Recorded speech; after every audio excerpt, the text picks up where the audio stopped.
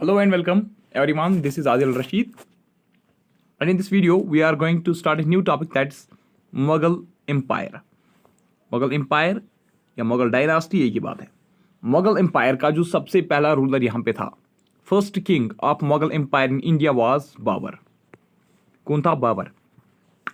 अगर आपसे ये पूछा गया who was the founder of Mughal empire और Mughal dynasty in India, who was founder of Mughal empire और who was founder of Mughal dynasty in India, तो वो कौन था? वो था बाबर। कौन था? बाबर। बाबर ने भारत में रूल किया 1526 से लेकर 1530 एडी तक। ठीक। बाबर का जो पूरा नाम था वो था जहीरुद्दीन मोहम्मद बाबर। जहीरुद्दीन मोहम्मद बाबर इसका पूरा नाम था। और याद रख लीजिएगा, जो तैमूर और चंगेज खान है, तैमूर और चंगेज खान जो है ना, चंगेज, ठीक है, तैमूर और चंगेज खान जो है ना, ये बाबर के ग्रेट ग्रैंडफादर्स थे। क्या थे? ये बाबर के ग्रेट ग्रैंडफादर्स थे। मतलब ग्रेट ग्रेट ग्रेट ग्रैंडफादर जिसको हम कहेंगे। ठीक है, ग्रेट ग्रेट ग्रेट ग्रैंडफादर, यानी कि ग्रैंडफादर का ग्रैंडफादर। ठीक है, तो यानी कि हम ये कहेंगे कि बाबर जो है ये इनका डिसिडेंट था, है ना। ये चंगेज खान का डिसिडेंट था और ये तैमूर का भी डिसिडेंट था।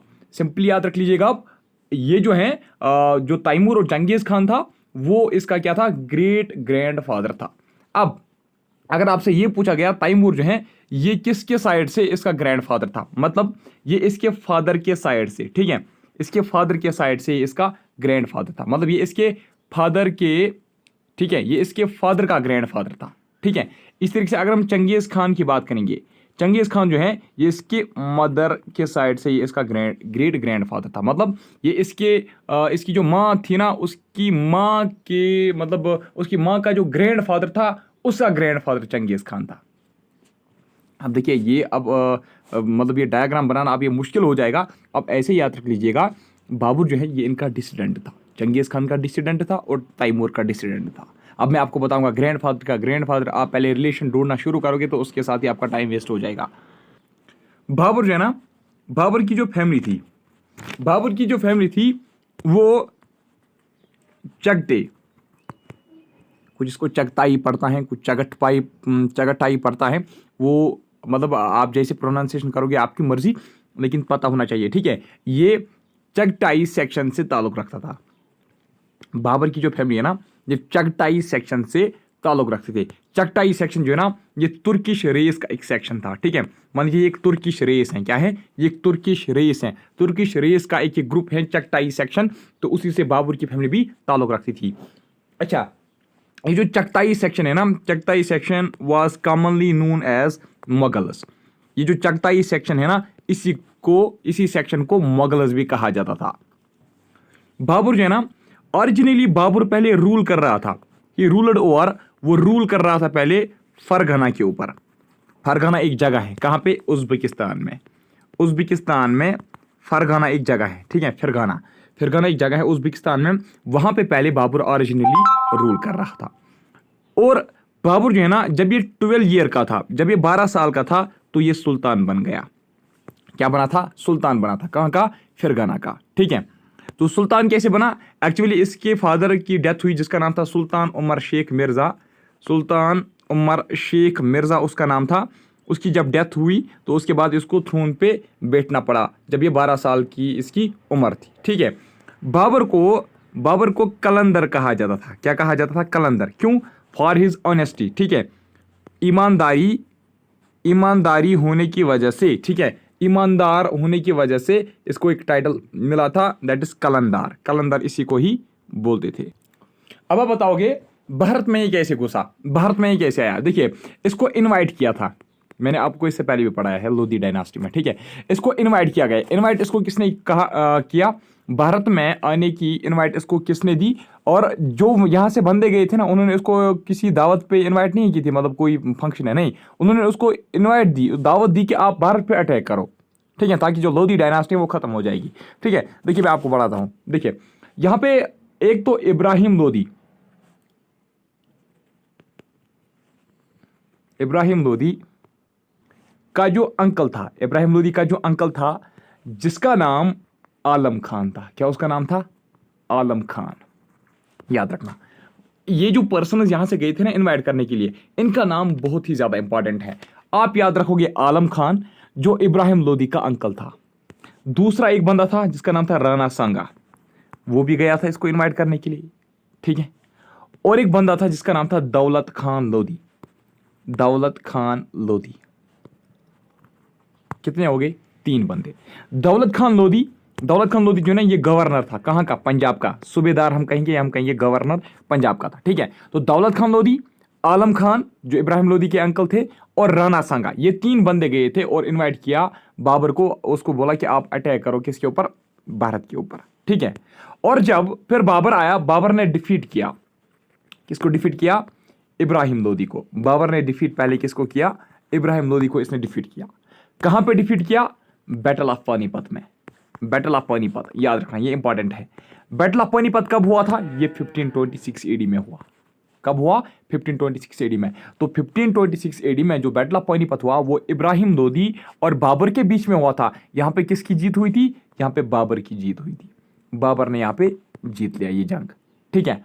और इस जंग में, बैटल ऑफ पानीपत में ही, इस जंग में बाबर ने क्या किया? In this Babur used Rumi device. Rumi या हम कहेंगे ऑटोमन। ऑटोमन, रूमी या ऑटोमन एक ही बात है, ठीक है। ऑटोमन डिवाइसेस, उसने Rumi devices, Rumi artillery, Rumi devices, Rumi या हम कहेंगे ऑटोमन डिवाइसेस उसने इस्तेमाल किए। किसके लिए? For lashing large number of carts. Large number of carts, ठीक है।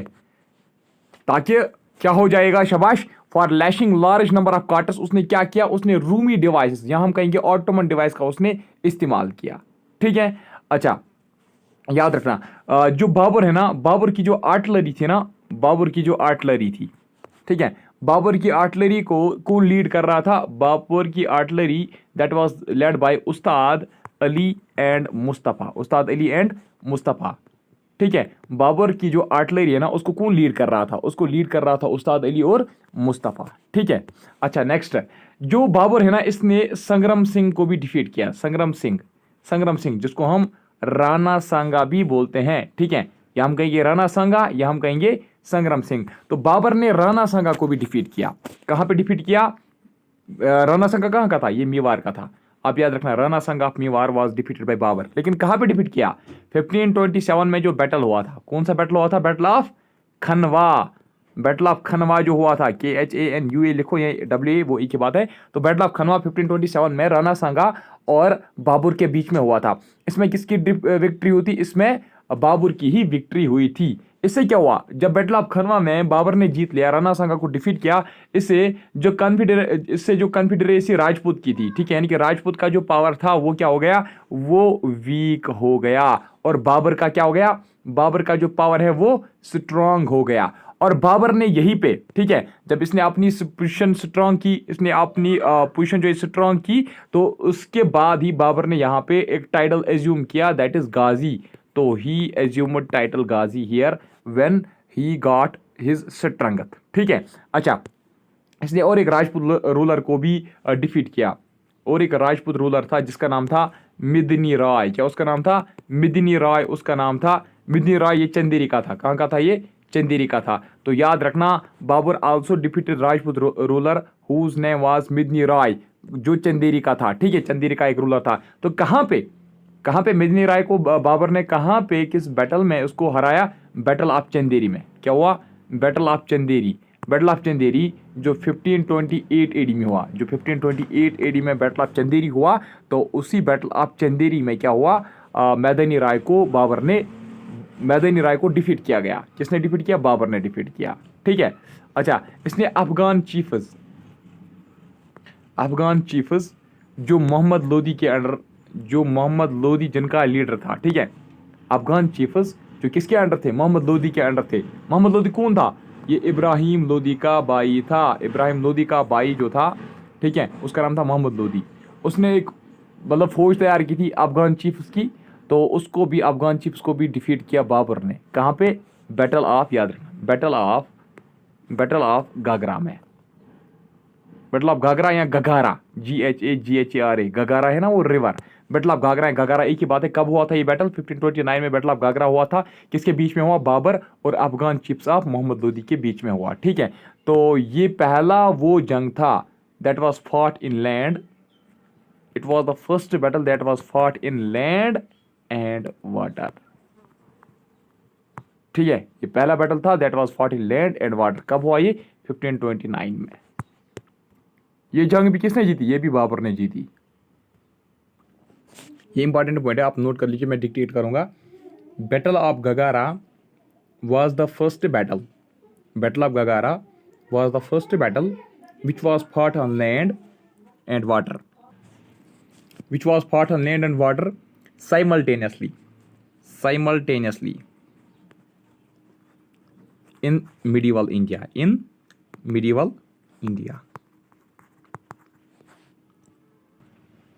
नेक्स्ट पॉइंट आप नोट कर लीजिए, बाबर वाज फर्स्ट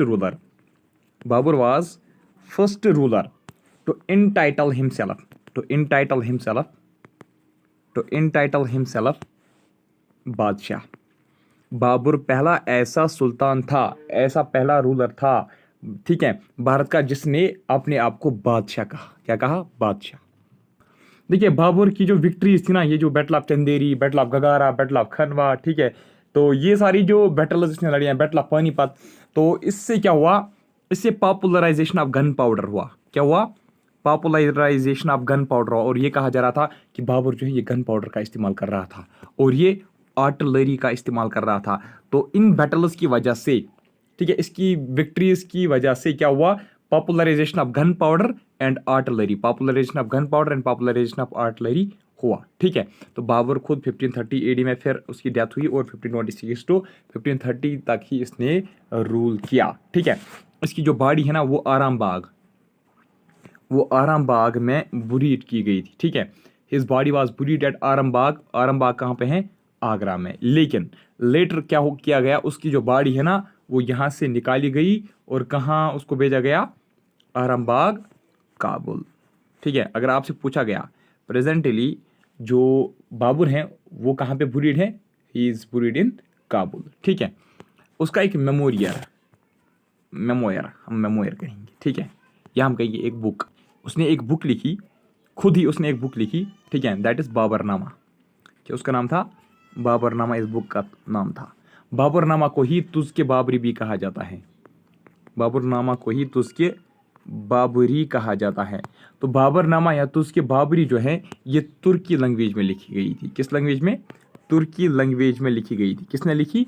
बाबर ने खुद ही लिखी थी। ठीक है, और याद रखना Babur is considered as first rated poet.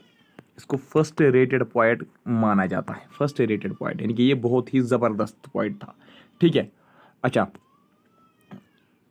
और एक पॉइंट नोट कर लीजिए, आफ्टर कुशनस के बाद, देखिए कुशनस के बाद Babur was the first king to bring Kabul and Kandahar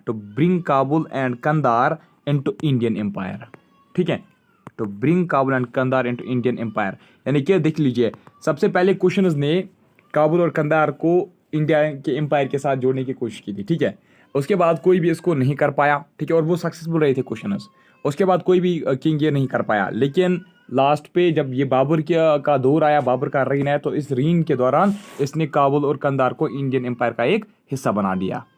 ये जो मैंने आपको बोला तो उसके बाबरी या बाबरनामा, तो उसके बाबरी को ट्रांसलेट किया गया था पर्शियन में। किस लैंग्वेज में लिखी गई थी? तुर्किश लैंग्वेज में, तुर्की लैंग्वेज में लिखी गई थी, तुर्किश लैंग्वेज में। ठीक है, इसको पर्शियन में ट्रांसलेट किया। पर्शियन में इसको ट्रांसलेट किसने किया? अब्दुल रहीम खनान, इसने इसको ट्रांसलेट किया पर्शियन में। ठीक है, और इसको इंग्लिश में ट्रांसलेट, बाबरनामा को इंग्लिश में, यार तो उसके बाबरी को इंग्लिश में ट्रांसलेट किसने किया? शाबाश, मैडम बेब्रिज ने। ठीक है, चलिए अब हम हुमायूं के बारे में पढ़ते हैं। हुमायूं के बारे में अब हम पढ़ते हैं। देखिए मेरे दोस्तों, हुमायूं जो है ना, इसने पहले रूल किया 1530 टू 1540 AD। ठीक है, पहले जब हुमायूं आया तो इसने 1530 से लेकर 1540 AD तक रूल किया। उसके बाद इसको जंग लड़नी पड़ी, उसके बाद इसको एग्जाइल जाना पड़ा, फिर दूसरी बार सेकंड टाइम इसका फिर कोरोनेशन किया गया, ठीक है। फिर ये दूसरी बार जो है इसको किंग बना दिया गया, ठीक है। फिर दूसरी बार जब ये आए, ये 1555 से लेकर 1556 तक इसने रूल किया, ठीक है। यानी कि हुमायूं जो है ये अपने टाइम पीरियड में 2 बार किंग बन गया, ठीक है। 2 बार इसका कोरोनेशन किया गया। अगर हम इसकी बात करेंगे, देखिए इसका जो जन्म है वो महिम बेगम ने दिया था, ठीक है। महिम बेगम, देखिए महिम बेगम जो है वो इसकी मदर थी। क्या थी? वो इसकी मदर थी। वो एक शिया तबके से ताल्लुक रखती थी, ठीक है। और इसका जो फादर था वो कौन था? वो था बाबर। तो बाबर इसका फादर था और महिम बेगम इसकी मदर थी, ठीक है। इसका जन्म 1508 में ही हुआ था। कहाँ पे? काबुल में ही इसका जन्म हुआ था, ठीक है। देखिए हुमायूं ने जो सबसे बड़ी गलती की अपने रीन के दौरान, हुमायूं ने जो सबसे बड़ी गलती की वो उसने क्या किया? उसने एक बहुत बड़ा ब्लंडर किया। ब्लंडर क्या किया? इसने अपने पूरे एम्पायर को डिवाइड किया। क्या किया? अपने पूरे एम्पायर को डिवाइड किया। डिवाइड किस में किया? इसके और भी 3 ब्रदर्स थे। क्या थे? इसके और भी 3 ब्रदर, जैसे कामरान था इसका एक ब्रदर, हेंडल था इसका ब्रदर, और अस्करी इसका ब्रदर था, ठीक है। इसने अपना पूरा एम्पायर अपने ब्रदर्स में बांट दिया, ठीक है।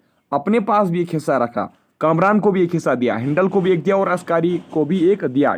यानी कि इसने अपने एम्पायर को क्या किया? डिवाइड किया among his 3 brothers, Kamran, Hindle and Askari, ठीक है। इसलिए सबसे बड़ा ये माना जाता है इसने सबसे बड़ा ब्लंडर किया, ठीक है। इसलिए उसको फिर बहुत ज़्यादा तकलीफ जो है, बहुत ज़्यादा प्रॉब्लम उसका फेस करना पड़ा, ठीक है। अच्छा, अगर आपसे पूछा गया ना कि दीन पना है, दीन पना मेरे दोस्तों दिल्ली में है। कहाँ पे है? दिल्ली में।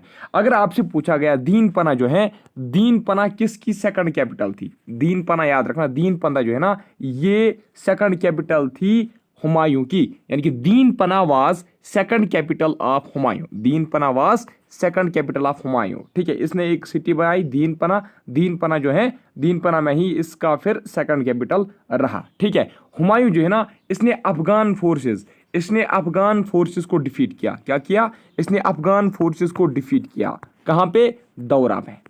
दौरा में हुमायूं ने अफगान फोर्सेस को डिफीट किया। कब? 1532 एडी में, ठीक है। और अगर आपसे पूछा गया कि शेर शाह सूरी जो है ना, शेर शाह सूरी जिसको हम डायरेक्टली शेर शाह के नाम से भी जानते हैं, शेर शाह सूरी जो है, अगर आपसे पूछा गया शेर शाह सूरी ने भारत में किस के रीन के दौरान पावर गेन किया, यानी कि सिंपली मैं आपको बताऊं, आप नोट कर लीजिए, Sher Shah Suri gained power during the reign of Humayun, ठीक है। हुमायूं के दौरान ही, इस हुमायूं के रीन के दौरान ही शेर शाह सूरी जो है वो पावरफुल बन गया, ठीक है। और ये जो हुमायूं है ना, हुमायूं को शेर शाह सूरी ने अटैक भी किया था, ठीक है। शेर शाह ने हुमायूं को अटैक भी किया था, याद रखना। शेर शाह जो है ना इसने हुमायूं को अटैक भी किया था। कहाँ पे अटैक किया था? चौसा में। एक सेकंड रुक लीजिए, ये थोड़ा सा लेट चल रहा है, ठीक है। कहाँ पे? चौसा में इसने इसको अटैक भी किया था। मैं आपको बता रहा हूँ शेर शाह सूरी ने, उसने जब पावर गेन किया इसके रीन के दौरान, फिर इसने हुमायूं को ही अटैक किया। कहाँ पे? चौसा में। कब? 1539 में। और यहाँ पे एक बैटल लड़ी गई चौसा में ही, जिसको हम बैटल ऑफ चौसा कहते हैं। Battle of Chausa. तो बैटल ऑफ चौसा किसके बीच में हुई थी? ये हुमायूं और शेर शाह सूरी के बीच में हुई थी। कब हुई थी मेरे दोस्तों? 1539 एडी में। अब यहाँ पे क्या होगा? शेर शाह सूरी जीतेगा, शेर शाह सूरी को किल किया जाएगा या हुमायूं को किल किया जाएगा? आप मान लीजिए यहाँ पे शेर शाह सूरी की ही विक्ट्री हो गई, लेकिन यहाँ पे किसी को भी कोई भी रूलर जो है उसकी डेथ नहीं हुई। हालांकि जो हुमायूं था ना, हुमायूं यहाँ से एस्केप हो गया। यानी कि हुमायूं जो है डर के मारे वो यहाँ से भाग गया, ठीक है। और याद रखना, हुमायूं जो है ना, हुमायूं को यहाँ पे उसका कत्ल भी हो सकता था, लेकिन उसको यहाँ पे एक निज़ाम ने बचाया था। किसने बचाया था? एक निज़ाम आया, उसने शेर शाह सूरी को, सॉरी, उसने हुमायूं को बचाया, ठीक है। देखिए वो तो जोर हो चुका था, ठीक है, उसने तो पावर गेन किया था, वो तो पावरफुल था, वो हुमायूं को मार भी सकता था, इसने डिफीट किया था हुमायूं को। लेकिन अब हुमायूं को अपनी जान का खतरा था, तो इतने में ही एक निज़ाम आया, उसको वहां से भगा दिया, ठीक है। अच्छा, उसके बाद बैटल ऑफ कनौज हुआ। बैटल ऑफ कनौज, अगर आपसे पूछा गया कि बैटल ऑफ कनौज जो है ये किसके बीच में हुआ, ये भी शेर शाह सूरी और हुमायूं के बीच में हुआ था, ठीक है। ये लेकिन कब हुआ था? ये 1450 में हुआ था। देखिए 1539 में बैटल ऑफ चौसा, 1540 में battle of Kannauj. Battle of Kannauj जो है ना, battle of Kannauj is also known as battle of Bilgrama, याद रखना। Battle of Kannauj is also known as battle of Bilgrama. यहाँ पे क्या किया गया? यहाँ पे हुमायूं जो है ना, हुमायूं को डिफीट किया गया। हुमायूं वाज डिफीटेड बाय, किसने डिफीट किया? शेर शाह सूरी ने। ठीक है, शेर शाह सूरी ने इसको क्या किया? डिफीट किया। और इस बार हुमायूं जो है ना, इस बार हुमायूं जो है वो एग्जाइल चला गया, यहाँ से भाग गया, यहाँ से फिर से भाग गया, और लेकिन अब एग्जाइल चला गया। कितने देर के लिए? 15 सालों के लिए वो एग्जाइल चला गया। ठीक है, और 1450 से लेकर 1555 तक वो एग्जाइल गया। ठीक है, या कशिर पे वन जलाई वतन गो। ठीक है, लेकिन पहले इसने क्या किया? First he fled to Sindh, पहले वो कहाँ भाग गया? सिंध भाग गया। ठीक है, और उस वक्त जब वो सिंध भाग गया ना, वहाँ पे सिंध में एक रूलर था जिसका नाम था शाह हुसैन, शाह हुसैन, शाह हुसैन अरगुना। तो याद रख लीजिएगा, जब हुमायूं सिंध भाग गया, वहाँ का रूलर उस टाइम पे कौन था? शाह हुसैन अरगुना। ठीक है, उसके बाद 1545 में he went to Persian empire.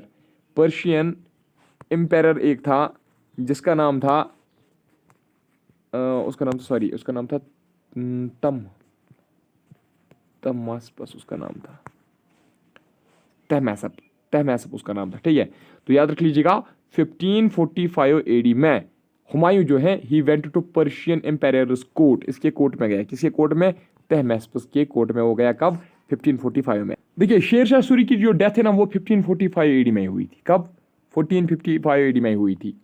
अब 1555 एडी में इसको एक चांस मिला था भारत में लौटने का। ठीक है, अब अगर आपसे ये पूछा जाएगा कि शेर शाह सूरी जो है ना, शेर शाह सूरी का जो सक्सेसर कौन था? वो उसका बेटा ही था, उसका नाम था इस्लाम शाह। क्या उसका नाम था? उसका नाम था इस्लाम शाह। ठीक है, इस्लाम शाह को फिर सक्सीड किया। इस्लाम शाह के बाद जो इस शेर शाह सूरी डायनास्टी का आया वो था आदिल शाह सूरी। कौन था? आदिल शाह सूरी।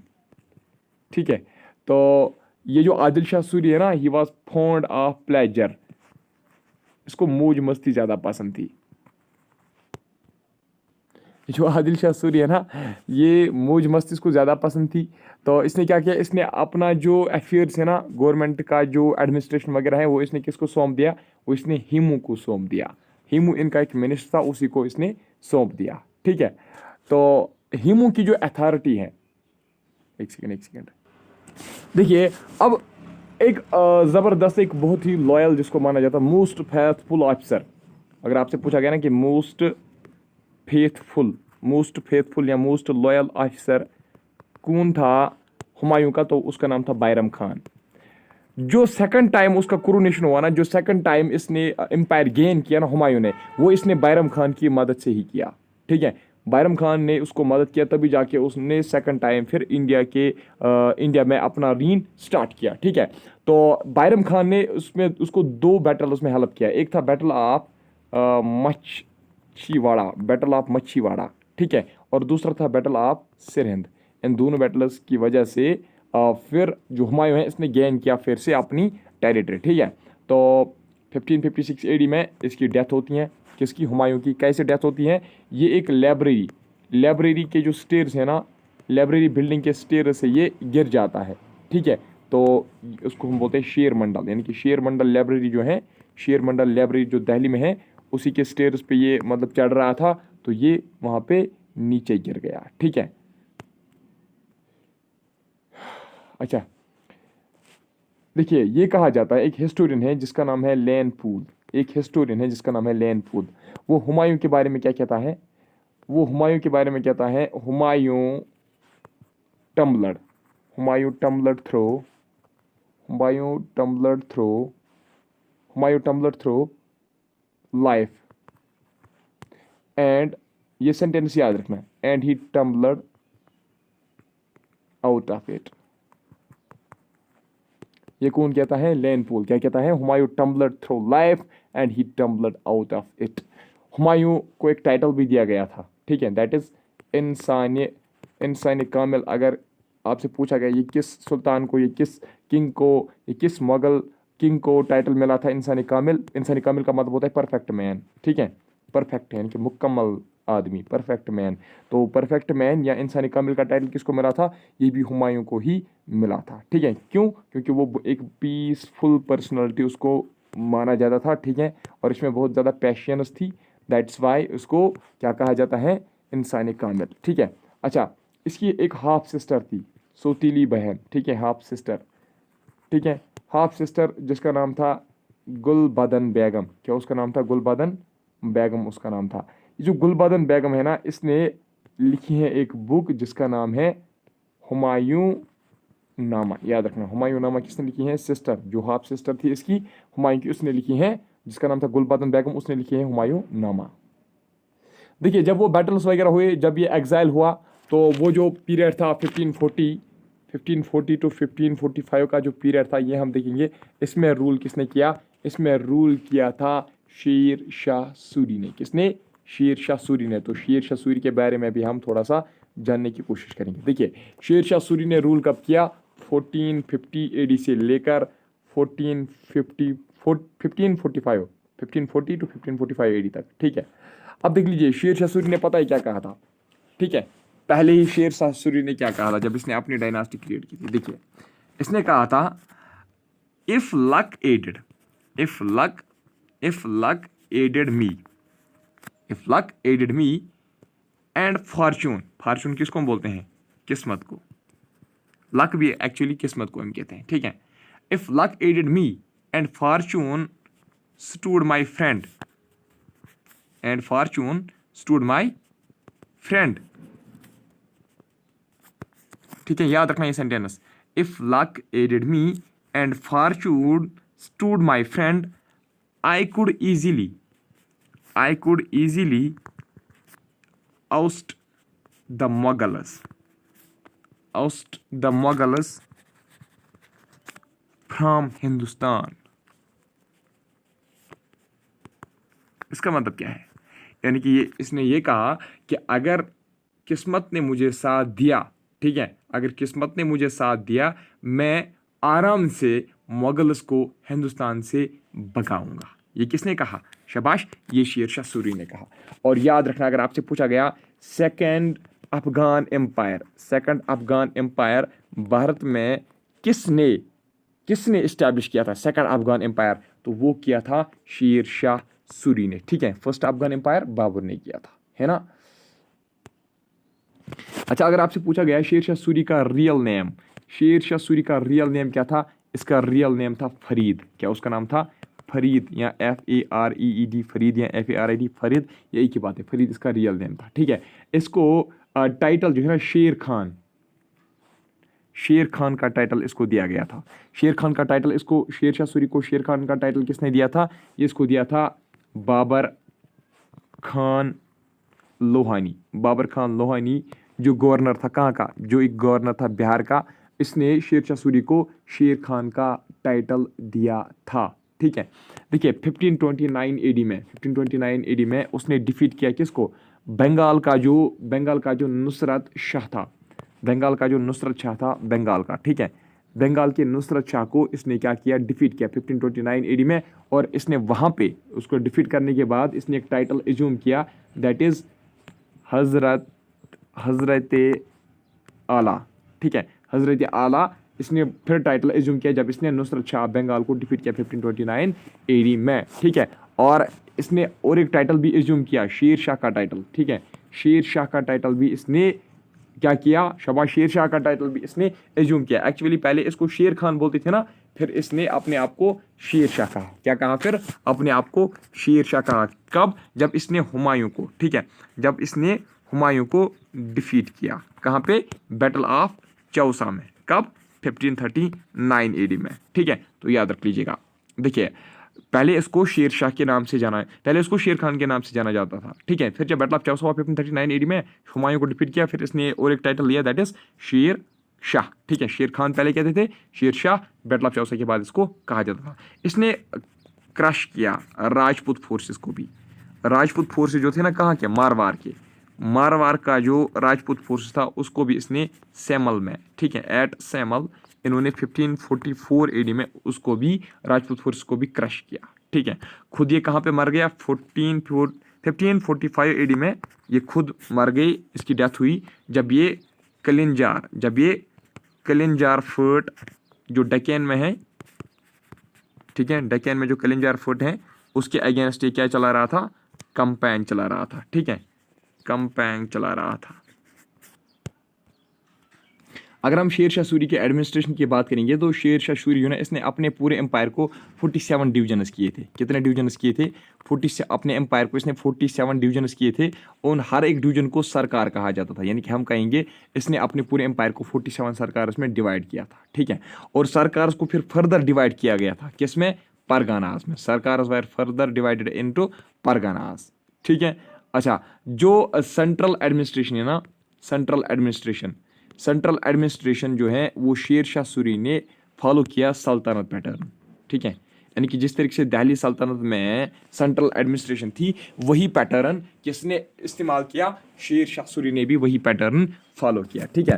तो इसमें भी इसके 4 सेंट्रल डिपार्टमेंट्स थे, 4 सेंट्रल डिपार्टमेंट्स थे इसके एडमिनिस्ट्रेशन में, इसके रीन के दौरान। एक था दीवान अर्ज़, ठीक है, दीवान अर्ज़, दीवान इंशा, ठीक है, दीवान रसालत, ठीक है, और था दीवान वजारत।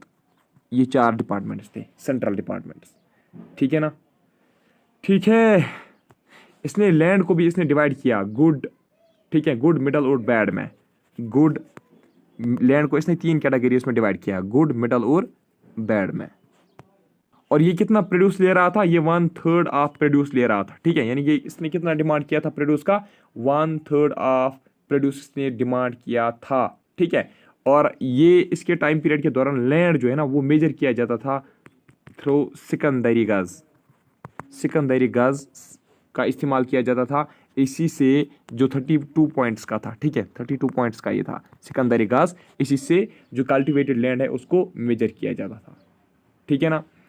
जो टोडरमल है ना, टोडरमल, कुछ बुक्स में रोडरमल लिखा जाता है इसको, कुछ टोडरमल लिखा जाता है, ठीक है।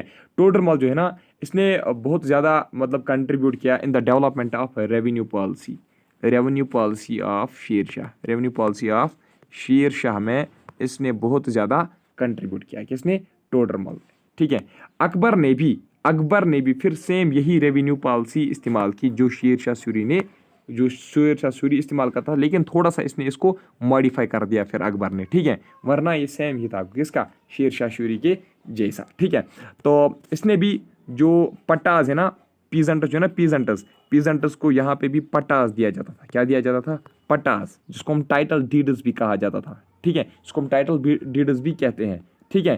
तो ये स्पेसिफाई करता है, ये पट्टा जो है ना ये स्पेसिफाई करता है कि रेवेन्यू जो है वो कितना देना है, ठीक है। जो ब्रांडिंग ऑफ हॉर्स है ना, जिसको हम क्या कहते थे? दगा, है ना। और जो वो सोल्जर्स की जो डिस्क्रिप्शन है उस सिस्टम को हम क्या बोलते थे?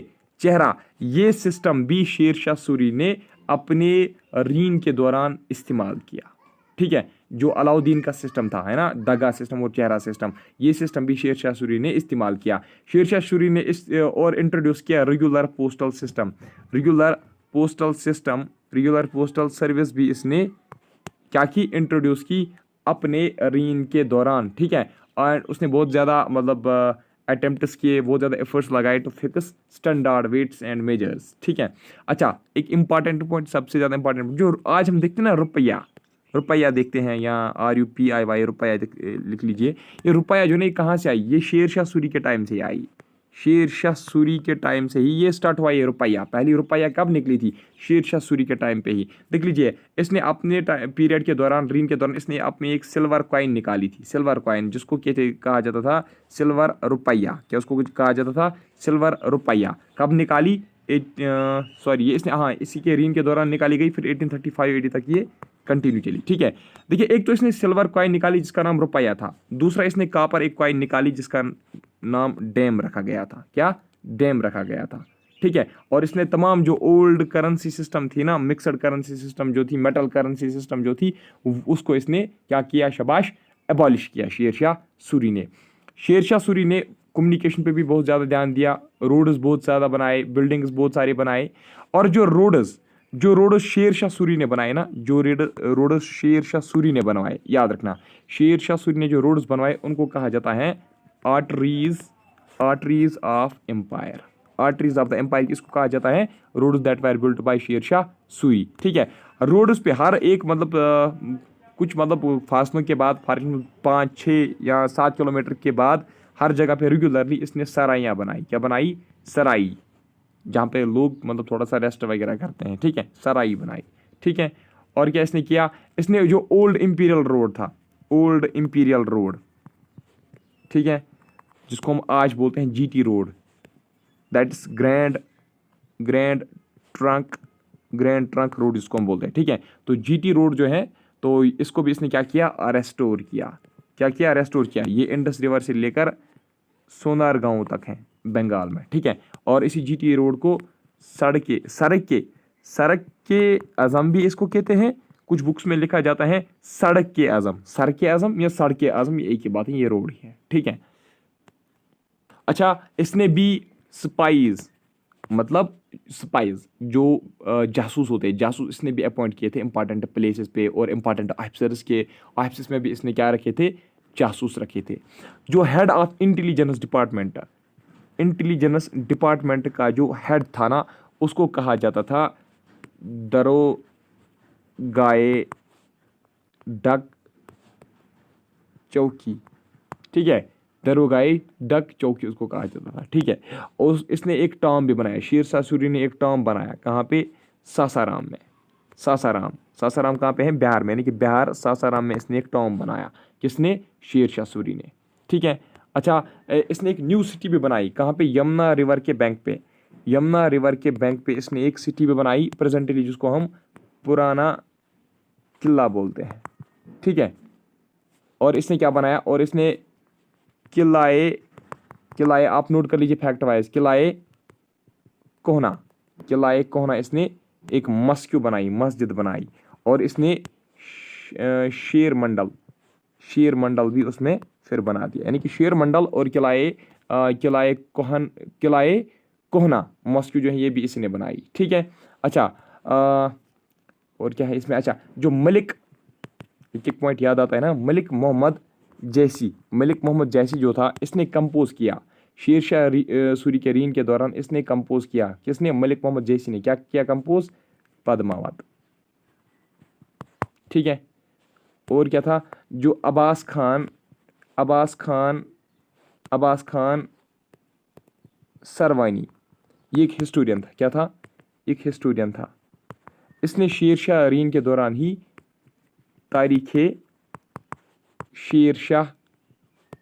शेरशाही लिखी, ठीक है। आई थिंक काफ़ी है इसके बारे में।